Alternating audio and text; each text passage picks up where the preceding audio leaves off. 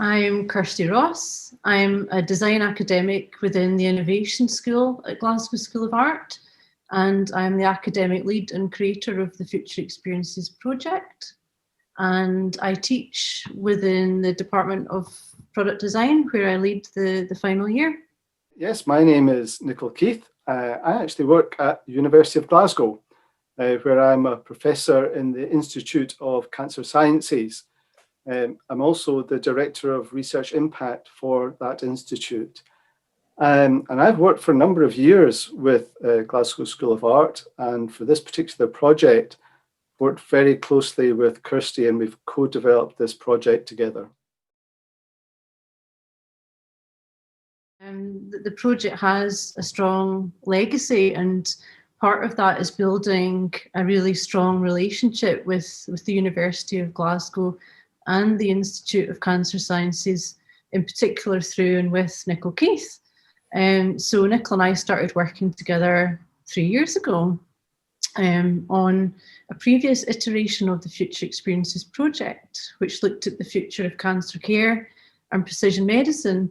That was a wonderful collaboration, and kind of naturally on to the next iteration of the project, and then to this one. So it's been evolved through a really strong and growing relationship, and through conversation 6 months ago, just as the pandemic hit. We discussed naturally how we wanted to frame the project brief around what was happening in society, and in particular how it was impacting people living with and working within the field of cancer. So it was a shared interest, in particular this year, in tapping into what's happening in society and what's happening around us, and relating that very closely to an exploration of future living and future working within cancer in 10 years' time. We're really interested in genuine research needs. And so when we're looking for these projects, we tend to also look for innovative approaches. And as Kirsty mentioned, this idea about working and living with cancer was really appealing as well. And so it's not just the topic, but it's the innovative approaches that can be taken to that. But really importantly, of course, we do try and find projects that work within the framework of research-led teaching, because this is an honours project. So it's rather nice. And again, as Kirsty mentioned, this year, we were starting to look at this when COVID hit.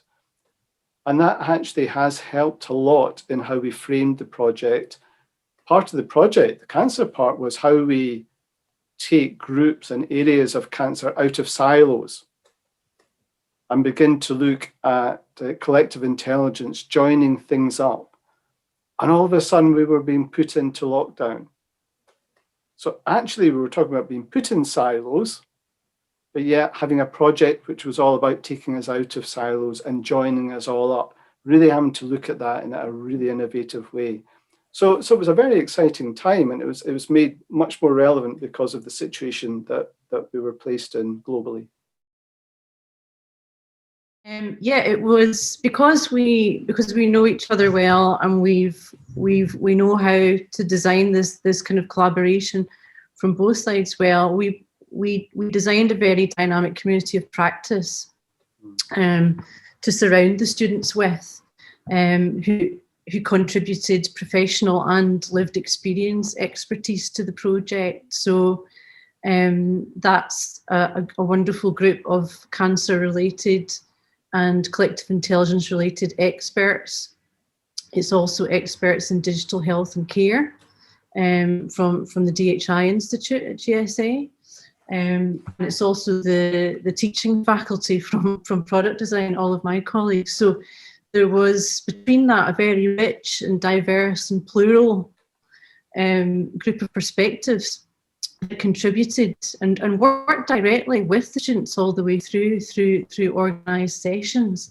So these were live, albeit online, but required the students, both in their groups at the beginning of the project and individually in the second half of the project, to work directly with these experts all the way through the project months, and learn how to present and communicate and represent their design ideas and directions to people within design, but also to people out with design, experts who are scientists and researchers and cancer practitioners. So yeah, as Nicol said, part of the innovation and the pedagogy is actually setting up the conditions and characteristics for that kind of collaborative learning to take place and flourish throughout the duration of the project.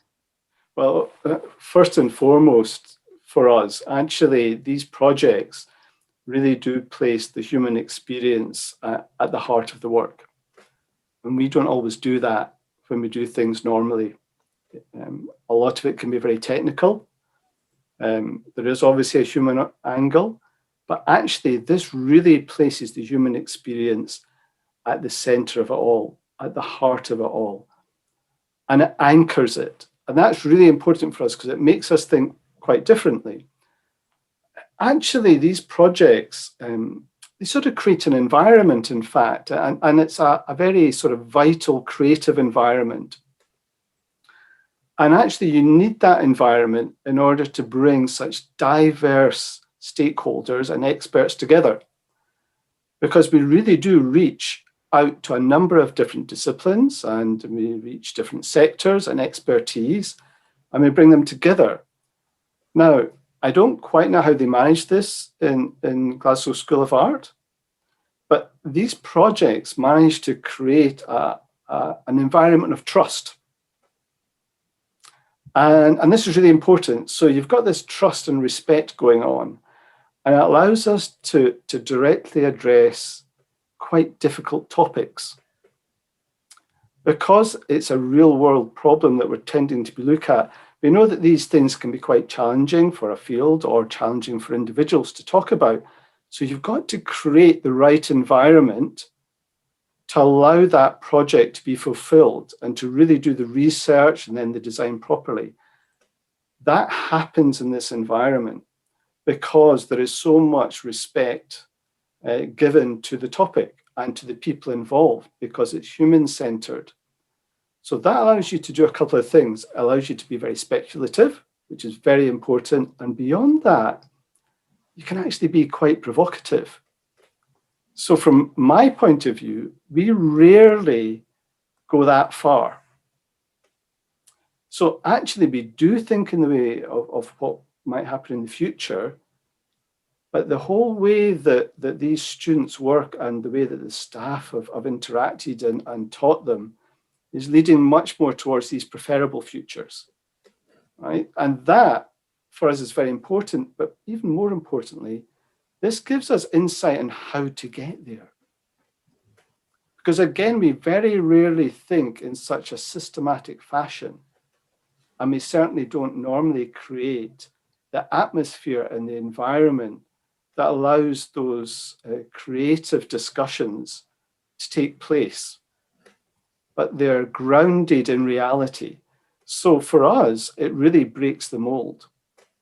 And it gives us that time and space to do this. And we don't do this in any other way, I have to say. It is a unique opportunity for us. I don't know how you feel about that, Kirsty, from the point of view of the staff or the students that go through the process and how they change. I think, yeah, I mean, just very complimentary to you. I think both the staff that teach on the project and the students that work on it, we all go on a journey together, which is what you said, you know, and over a 2 months period, it's interesting to see and feel how that change happens, you know. In the beginning few weeks, we're all getting to know each other, we're getting to know the brief, we're starting to learn, we're starting to do research. And perhaps, you know, if I think about the first expert input day with the students, everyone's a little bit nervous about they don't know each other, they're getting together for the first time. Students are perhaps feeling they're going to receive lots of information, you know, and expertise from the experts. The experts are not sure what they're going to get back from a group of design students. So there's that kind of collision where everybody's kind of sussing each other out, which is very exciting. But very quickly, this community start to gel. Even by the second, the middle session, it's kind of balanced out, and both groups are more on a par with each other. It's more mutual in exchange and kind of reciprocal in the learning. And then by the last expert input day, where there's people know each other, they're looking forward to seeing progress. The students are looking forward to showing what they've been designing and developing. Everyone just jumps in together. So for me, I love to see the journey and the transition across those three expert engagement sessions that we run. It really is collaborative learning in action, and that for me is quite a unique thing within a bachelor's program, and as Nicol said, a wonderful opportunity to have such an experienced group of experts together with a group of students. And actually, from the students' point of view, I would just pick up on something that Kirsty has mentioned, which is doing the projects this way. The students actually really see very quickly the value in design, right? Their craft, what they've been working towards for 4 years. And it's going from, something quite dry where you get a little bit of experience. All of a sudden, you're doing something for real. Now, I'm sure we'll come back to this, but it's quite a big shock to students to all of a sudden be let loose on people who are at the top of their game in other disciplines and other sectors. That also comes down to trust, but they learn the value of design because we trust each other with each other's most valued assets, which is our network. So it's actually a really exciting way to work. And it can be nerve-wracking at times, of course it can. But actually, that's the value of having a relationship with an organization, and particularly with people, over a number of years. And that's why I think we're able to come up with these projects that really benefit the students, they benefit the experts, and they benefit the staff as well.